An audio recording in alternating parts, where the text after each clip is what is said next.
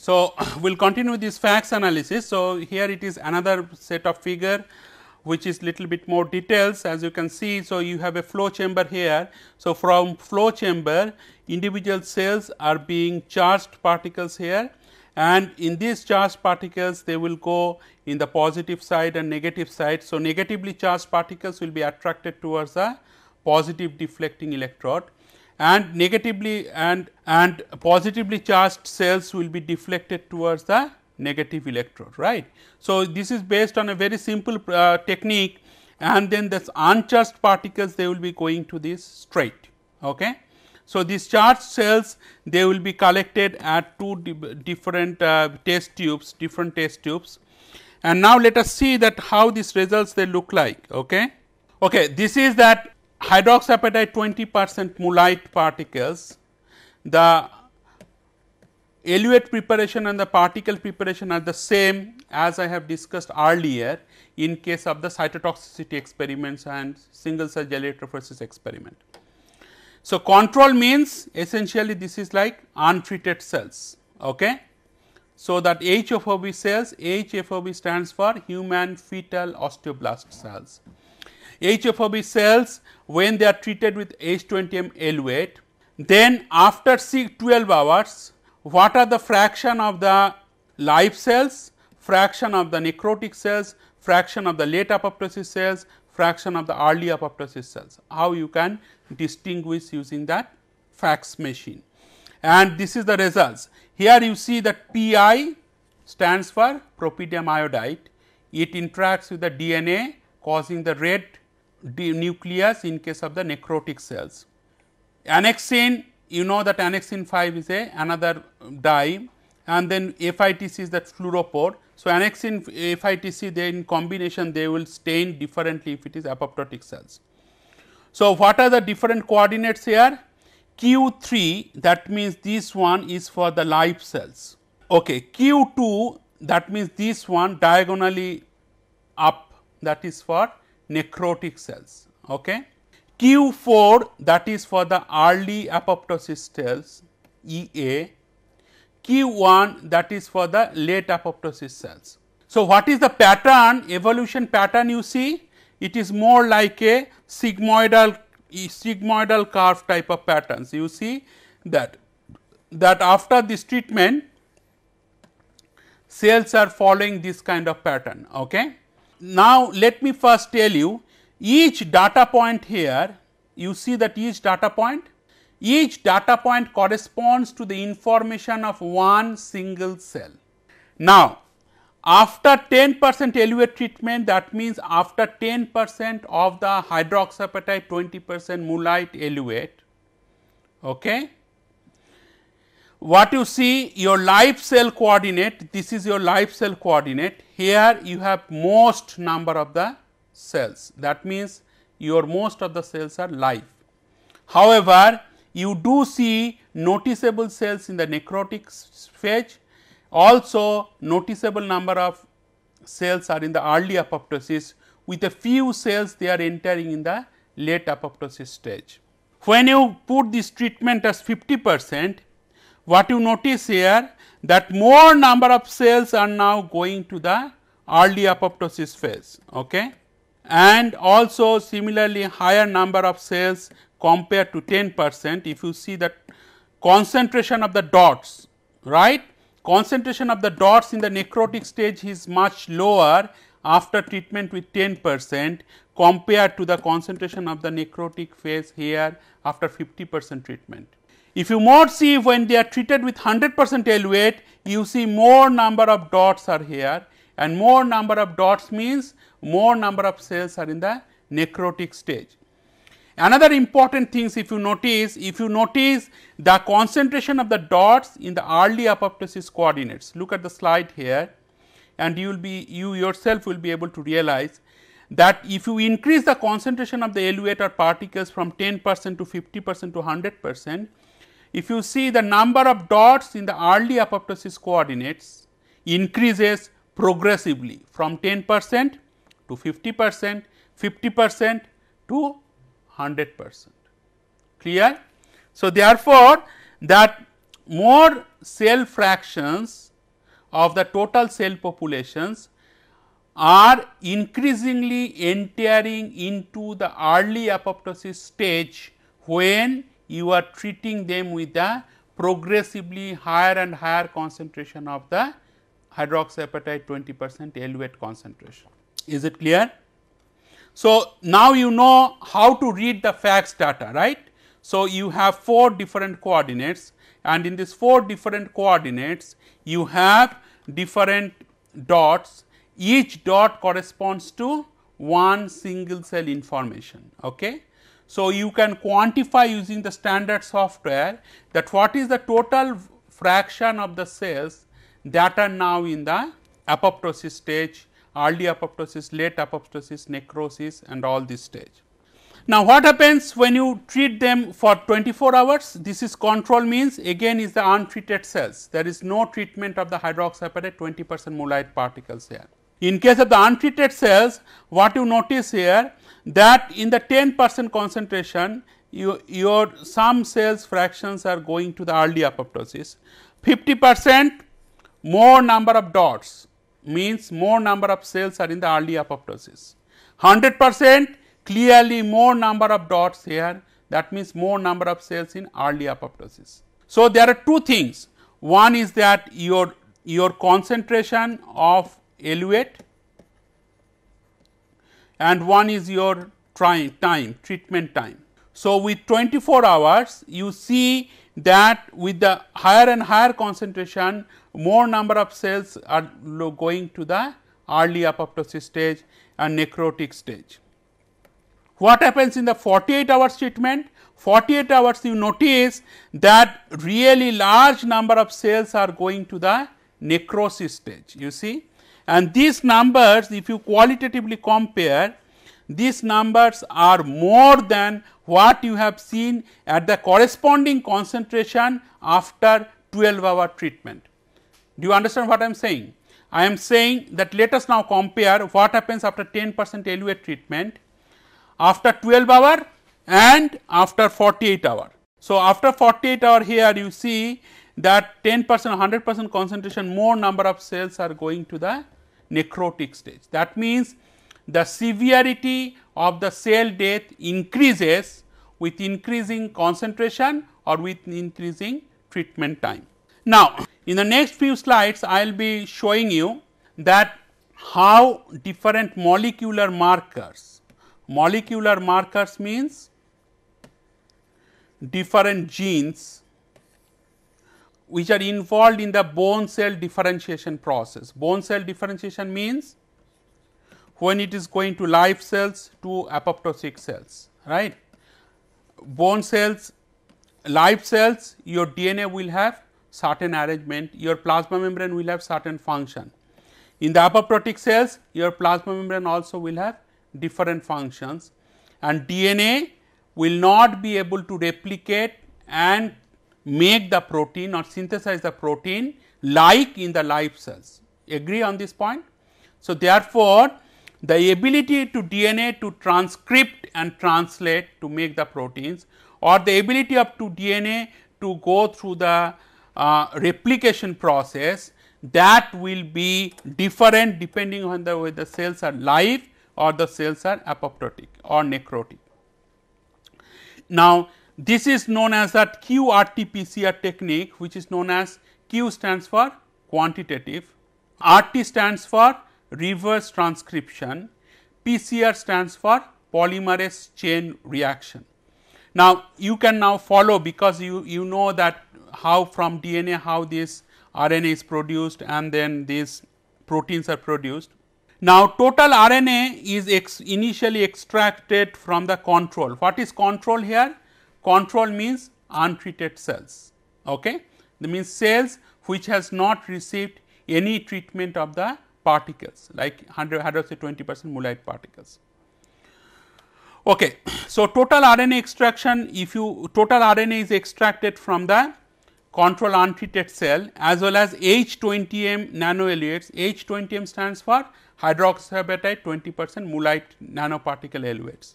Now, this RNA which is extracted plus reverse transcriptase enzyme.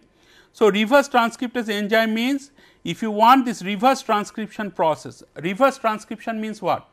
DNA to RNA is transcription, reverse transcription means RNA to goes back to DNA. So, that is why I often say that all these biological terms are very easy if you follow it in a logical manner. Okay. So, you require certain enzyme to be added to RNA in order for the RNA to go back to the DNA double helix pattern, and random hexamer primers for the RT-PCR. So, there are primers, I will come back to that. Now, you have to amplify the fragment of the BCL Bax CBFA osteocalcin collagen beta actin 18S by qRT-PCR. Now, what is the meaning of this statement?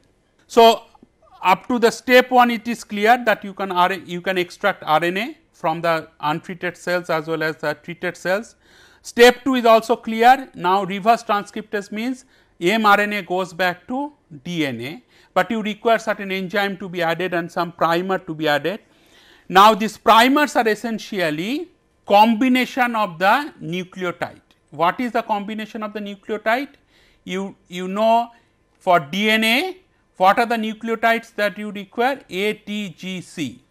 So, certain sequence of the nucleotide you have to add to the RNA to make RNA go back to the DNA. Why? Because RNA has a different nucleotides, because RNA has AUGC, adenine, uracil, guanine and cytosine, whereas DNA has adenine, thymine, guanine and cytosine. Now, what is stage 3? Now, RT-PCR, what RT-PCR does, after you do this treatment, this RNA plus reverse transcriptase enzyme, then what will happen, that it will produce certain fragment of BCL Bax, these are genes, okay. CBFA, they are genes, osteocalcin, this is another genes, collagen, that is another genes. This last two, beta actin and 18S, this beta actin and 18S, they are known as the housekeeping gene. What is known as the housekeeping gene? What is the name suggests? Name suggests is that housekeeping means if you want total nucleus to be in the order, okay. In the order means this nucleus should be able to replicate during the cell division process, and nucleus you want that all this chromosome and DNA to carry exactly the genetic information, then you require certain genes to be very active in the cells. So, beta actin and 18S are the two genes independent of the cell type, they are always active in case of the live cells. You understand what I mean? I repeat, independent of the cell type means it does not matter whether it is a fibroblast cells, osteoblast cells, endothelial cells. You will always find beta actin and 18S, these are two different types of genes which are present in the nucleus, so that the normal functionality of the nucleus can be maintained. So, in other words, it is typically known as that ubiquitous gene, that means it is present in all cell type. And now, why do we require to amplify the fragment? What happens after this RNA transcription, RNA reverse transcription process, the DNA that will be produced and this BCL, CBFA, osteocalcin and collagen, these genes that are expressed. Expressed means the amount that will be formed of all these genes, that will be very smaller in number or smaller in quantity. You have to amplify it, otherwise you cannot distinguish between the amount of BCL gene, amount of CBFA gene, amount of osteocalcin gene. Are you getting my point? You have to amplify their expression, you have to amplify. So, what the way they are expressed, you have to amplify it to 10 times, so that you can distinguish the difference between these two. Okay. So, for example, suppose if I say that the strength of certain two materials, they are like 1.2 gigapascal and 1.1 gigapascal. Okay. So, you may see that 1.2 gigapascal, 1.1 gigapascal, it is 0.1 gigapascal difference. The moment I say the strength of two materials is 1200 MPa and 1100 MPa, then you can immediately say that there is a 100 megapascal difference, that means 100 megapascal is large. So, there you are going down in the unit, so to amplify the difference. Okay. So, in here you have to expression that BCL BAX, these are like different genes, and these genes BCL, that is a class of genes, this is the BCL2 is a class of genes which are activated in osteoblast cells. Now, in BCL family you have the different genes, that is BCL-XL genes, they you have called BCL-XS gene. Now, BCL-XS is the genes which are called pro-apoptotic genes. Pro means what? It will help in the apoptosis process. BCL-XL is called anti-apoptotic genes. Anti-apoptotic means these particular genes, if it is expressed more, that means cells are more live or more vital. That means cells are not going to the apoptosis process. Is it clear? So, apoptotic, okay, apoptotic process. So, I repeat, so BCL-XL, BCL-XS and BAX. So, these are three genes, BCL-XL, BCL-XS and BAX. These are three genes, they all belong to the family of the BCL2 family of the genes. Okay. Now, this BCL2 family of the genes, they are important for this toxicity process, apoptotic process. However, in this family of gene, the first gene, this is anti-apoptotic, the two other genes, these are like pro-apoptotic. Pro-apoptotic means if these genes are expressed more, that means cells will undergo definitely to the apoptosis process. If the first gene is expressed more, then cells will be more live cells. Okay. Okay. Now, so therefore, in this first slide, what should be clear to you, that QRT PCR process is helpful to identify the molecular markers. Molecular markers means the genes here, genes of interest, which are helpful or which are responsible for the apoptosis process. FACS machine is useful to quantify the fraction of the cells which are live, which are apoptotic, which are late necrotic, which are late apoptosis process. But FACS machine cannot identify which are the genes are expressed more or which are the genes they are responsible for this apoptotic process. You understand what I am saying? So, therefore, QRT PCR is an indispensable process in understanding the molecular level of understanding of the apoptosis process. Now, in the molecular biology literature, it is called gene of interest or GOI. GOI here is not Government of India, but GOI is here genes of interest. Okay. Now, genes of interest, as I said, that the first one is the BAX, BCL-XL, BCL-XS, these are like BCL2 family of genes, as I said earlier. Okay. Now, I told you, right, that what is called primer. These primers, they are forward transcription and reverse transcription. Why forward and reverse is required? Because RNA is your single strand, DNA is your double strand, right. So, one is forward means one is it will go this way, one is reverse means one it will go this way. So, what is the primer? As I said, primer sequence means GCC, that means one guanine, that will be followed by 2 cytosine. Then comes CTT, that means after 2 cytosine there will be 1 cytosine and 2 thymine. TTC, TAC, TTT, all those things. So, these are very specific to the BAX gene forward primer. Okay. Forward primer means here this one would be simply added. You understand what I am saying?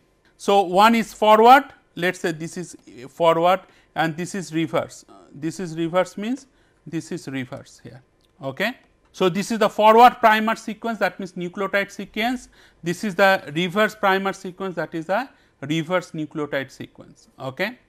Now, this sequence is necessary to make the transcription, reverse transcription process from RNA to DNA in order to enable that process.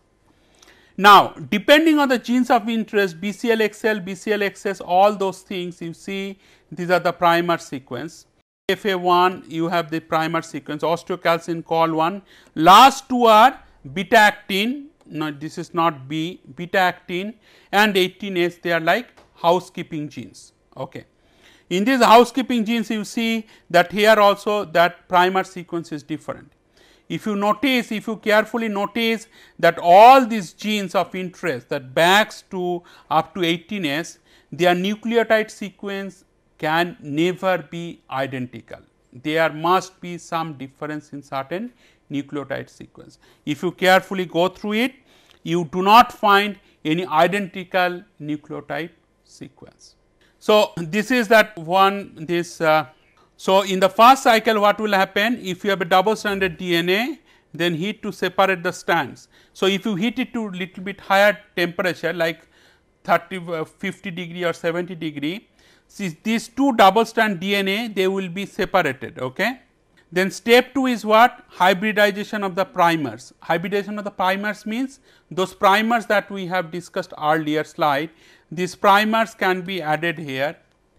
Now, stage 3 means that is the DNA synthesis from primers. So, here what will happen? This will replicate. So, S becomes S will produce another complementary strand S prime. If it is S prime, then it will make another complementary strand S.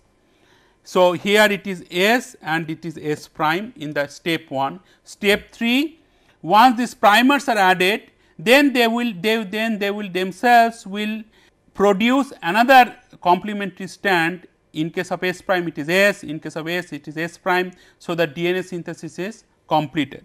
Now, the other things that one can use that amplification of DNA using the PCR technique, polymerase chain reaction. Suppose you have a region of double stranded chromosomal DNA to be amplified. So, this is your S and this is your S prime. Okay. So, now I am showing you how to amplify only a small part of S and S prime to larger quantity, so that you can measure by polymerase chain reaction.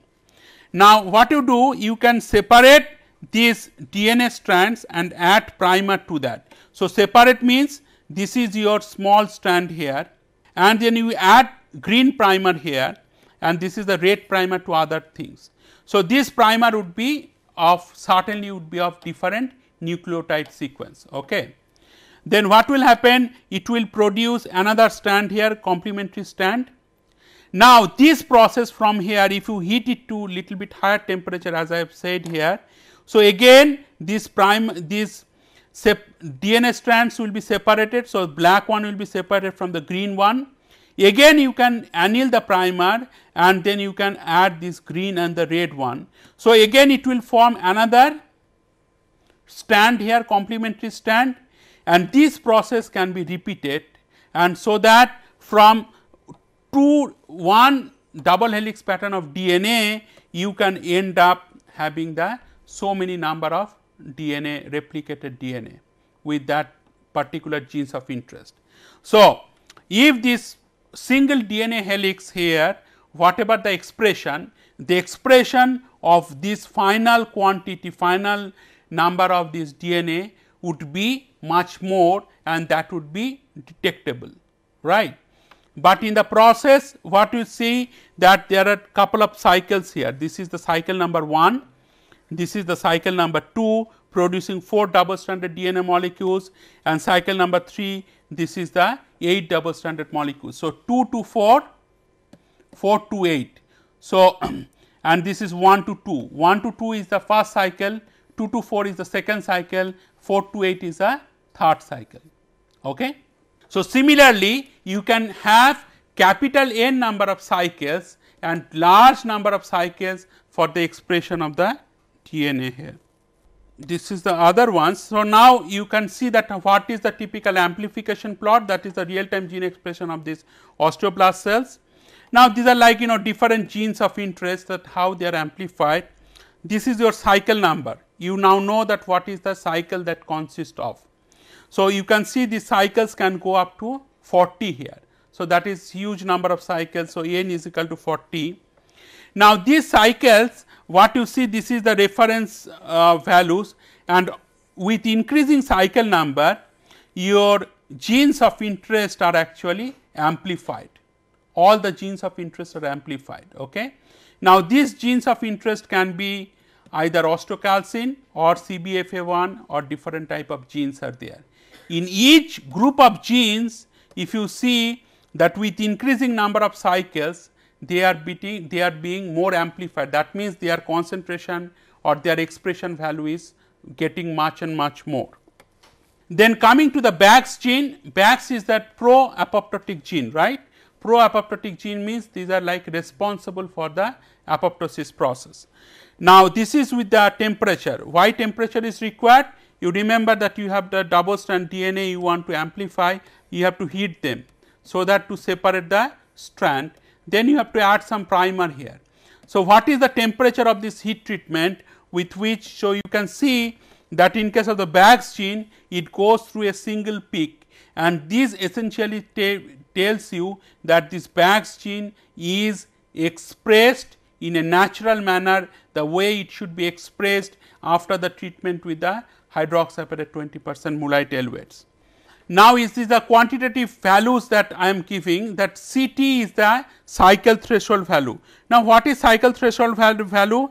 If you go back to this one, cycle threshold values for a particular genes of interest, for example, if it is the BAX or it can be the BCL-XL. Okay.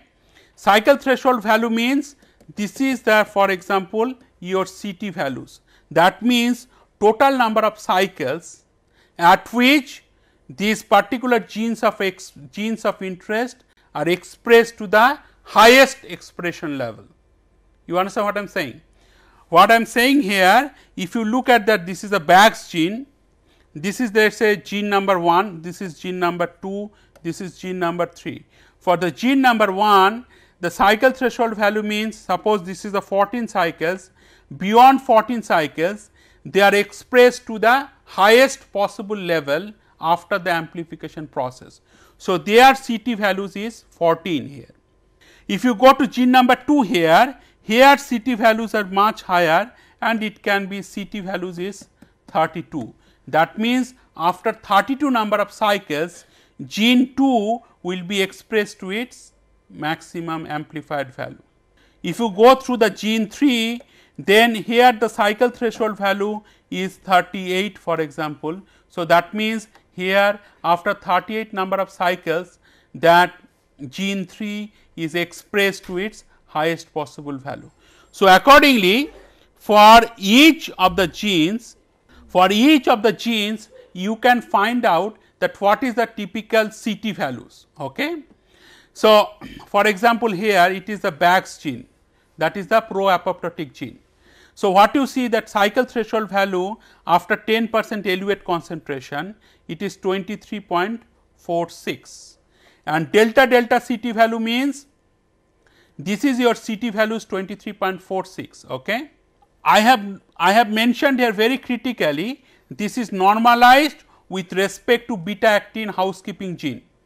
So, what it means? This means, if you go back to this amplification plot, you have to follow it little bit carefully.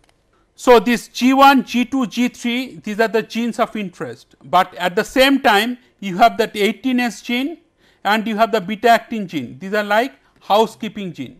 So, these two genes, they can also be amplified with respect to certain cycles, PCR cycles. Okay. So, you have to continuously measure that what is the cycle threshold for the genes of interest and what is the cycle threshold for the 18S or beta actin housekeeping genes.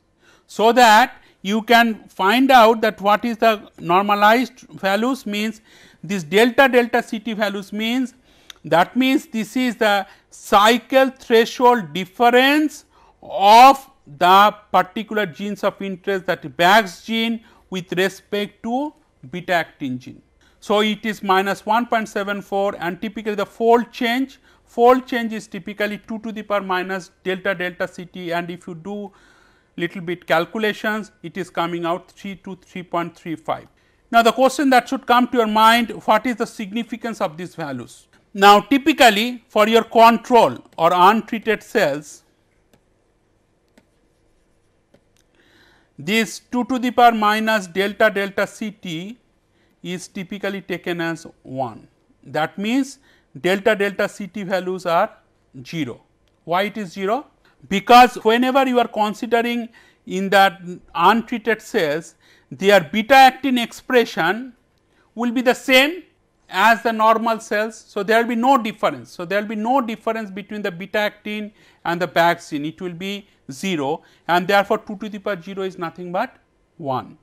Now, anything higher than 1 here, it is actually showing that more upregulation. So, this is not that much higher than 1.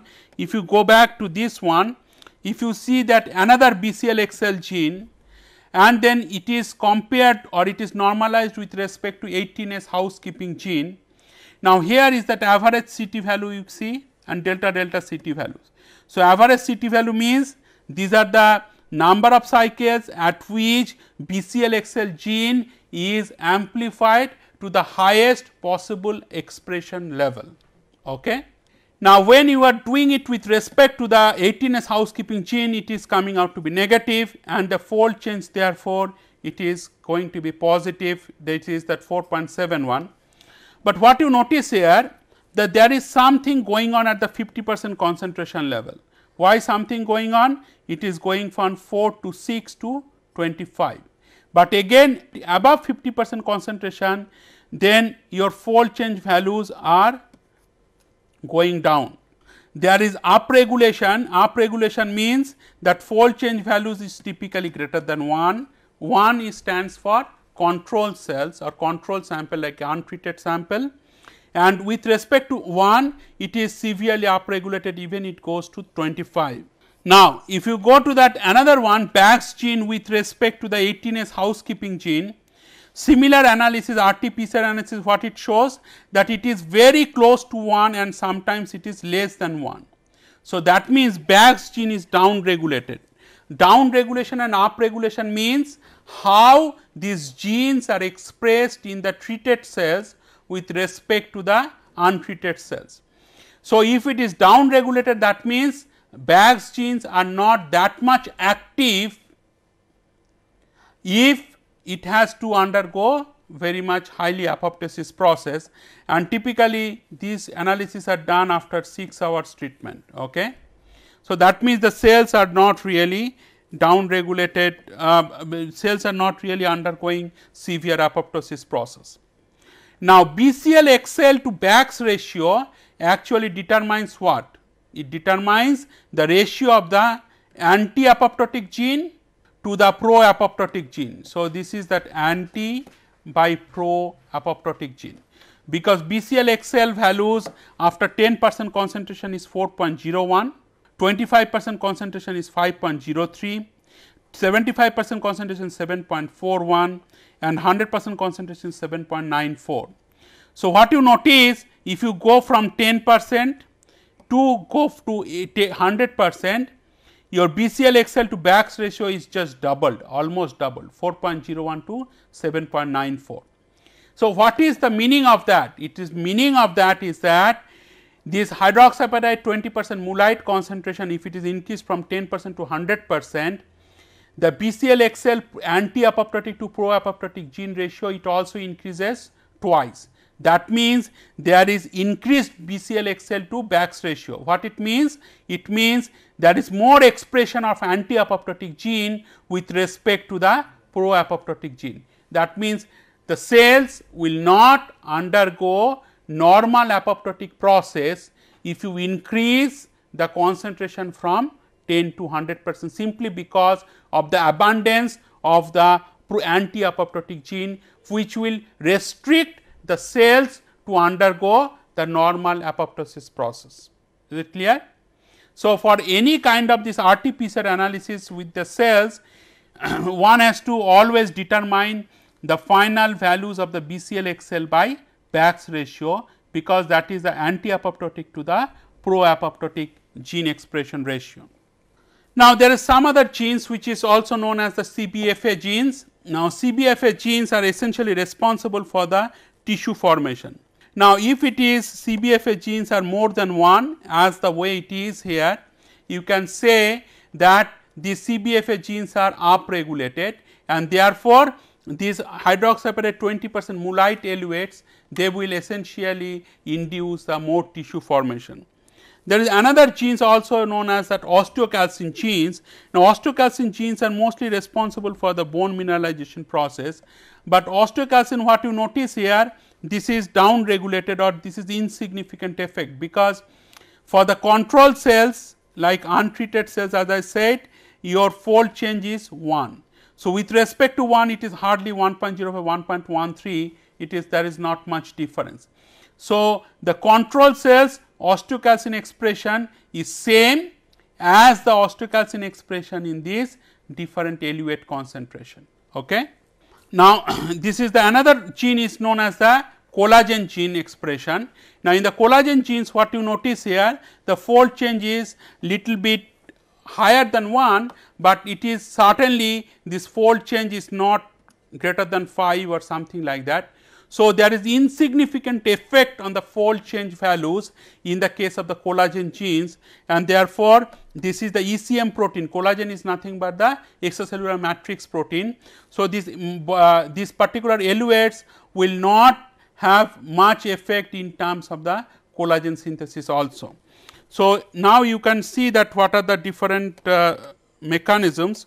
So, ultimately this is the last slide, that possible mechanism is that hydroxyapatite mullite, hydroxyapatite is Ca10 PO4 whole 6 OH whole 2, and mullite is alumina and silica. So, 3 alumina and 2 silica. So, what is happened in case of this eluate treatment, your calcium plus 2 ions are there, your phosphate ions are there, and silicon ions are there, and Al plus 3 ions are there.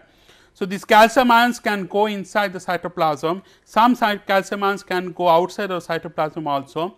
But what is we propose that silicon ions they are getting in, and they are causing the damage to the double helix pattern of the nucleus in the DNA, and that is causing the more toxicity or more cell death when you are treating the hydroxyapatite mullite particles. Okay.